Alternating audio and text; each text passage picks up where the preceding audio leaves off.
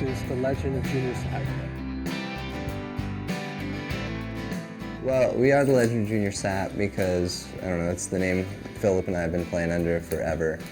And Junior Sapp is a real person hailing from Jay, Oklahoma. It's kind of this, I don't know, local legend guy who, hence the name, Legend of Junior Sapp. Supposedly he's like this shapeshifter guy who people think is like this sage. I don't know. I'd actually taken a couple years off because I had lost my voice singing, and then I just felt like I was being led to start the band again, and I called up Tyler, so let's put the band together. And up to that point we were more of a folk band, and then we just picked up Joey and Roger, and we brought Robert in.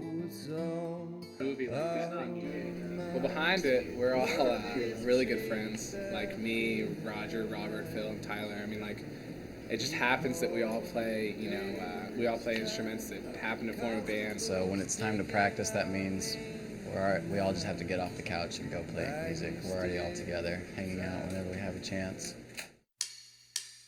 We've written a lot together, but usually the lyrical side, which I think really is where most of the emotion is expressed, is, I don't know, usually one of us tackles a song. Writing lyrically together is, I don't know, it's a daunting task. It's hard to share a mindset between 5 people. Once we get that in stone, we kind of all jump on board and, kind of accentuate that musically, whatever idea. Stillwater music scene is very unique in that it's incredibly supportive.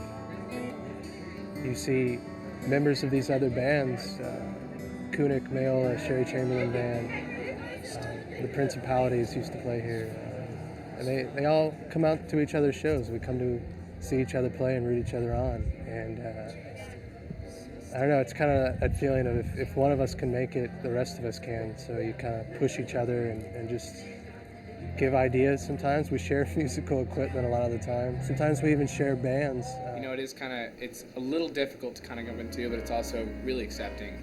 And like when we formed up like less than a year ago, like, Kunik, which right over there, John lives here, they asked us to like open up for, which in Stillwater is always, it's a big deal because, they're a big deal in Stillwater. So, and then Sherry, of course, was always really accepting with us, and we opened up for her, so like, it was kind of easy to come in, and everybody's always really nice. And, like, you ask somebody what they think about a song, and they like critique you, and, it's really easy. And, everybody's always really nice, and everybody always hangs out. Like, when we see each other around, like, all the other bands come to all the other band shows. Like, when Mayola plays, we all go see Mayola. Whenever Sherry plays, we all go see Sherry. When Kunik plays, we go see Kunik. When Color plays, we go see Color. And it's just really, it's a fun thing to be a part of, for sure.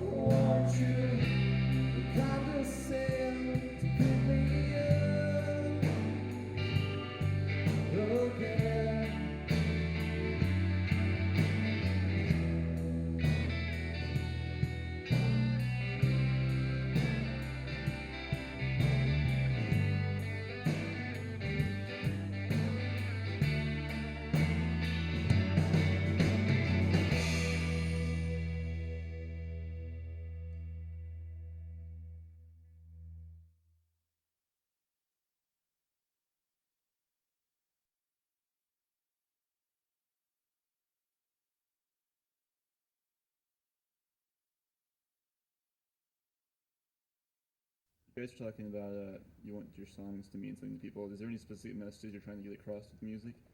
Like the song Rosemarie, which should be featured in the show, is that song's.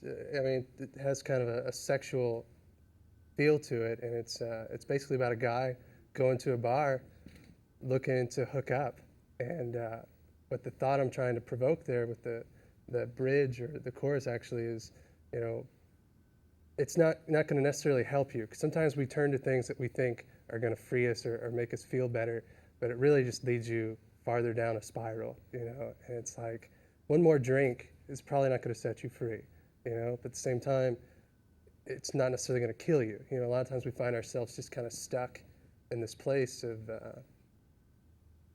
indecision, I would say, and that's kind of the thoughts I was trying to get out. That when you're going into a situation and you know it's going to be right or wrong based on some sort of morality, are you at least thinking about it? Are you acting completely on your instincts and your urges? I've noticed through some of the songs it's almost cinematic sounding, if that makes any sense. Is there points where you're like, this would visually look cool if we did this, and this song goes visually with this part, or something like that? I think so. I think a lot of it's dramatic, definitely. I don't know. I never really think about it visually, but you know, I mean, I can see we try to put a lot of emphasis on dynamics and I don't know, structure. So I don't know. I mean, I think the ultimate goal eventually is to have a more theatrical presentation on the stage. Something we need to work at as a band. We probably need lighting, things like that. But I wouldn't say we'd want to go down necessarily the Flaming Lips route. You know, they put on a great show, but maybe something, you know, a little bit toned down, a little bit more than that. But I don't know, memorable maybe is the word. It just seems that lately in music you have to have not just like an audio aspect to your show, but like a visual aspect to your show.